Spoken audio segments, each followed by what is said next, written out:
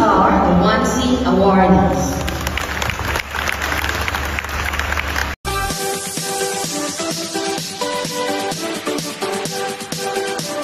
Pauline Luna at Vic Soto, lubos ang pagmamalaki sa anak na si Talitha sa kanyang natanggap na parangal.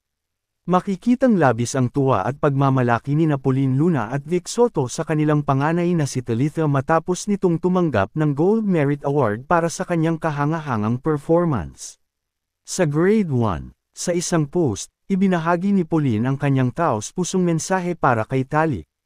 "Truly so proud of our firstborn, Tali. Today, she received a Gold Merit Award for her performance in Grade 1. More than the medal, this achievement shows that you are diligent, eager, bright and hardworking. As parents, we are in awe of this milestone and our hearts are filled with pride and joy.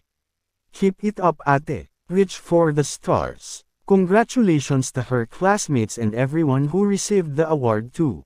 Sa video na ibinahagi, makikita ang kagalakan sa mukha ni Tali habang tinatanggap ang kanyang parangal. Damang-dama rin ang suporta at pagmamahal ng kanyang mga magulang sa espesyal na tagumpay na ito. Maraming tagahanga ng pamilya Soto ang bumati at nagpahayag ng kanilang pagmamalaki kay Tali. Maria L. Soto.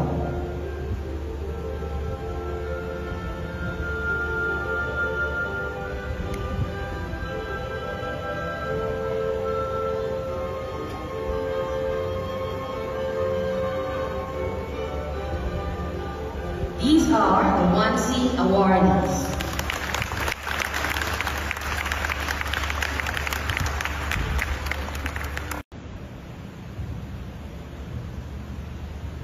Grade 2A, Anika A. Amarnan.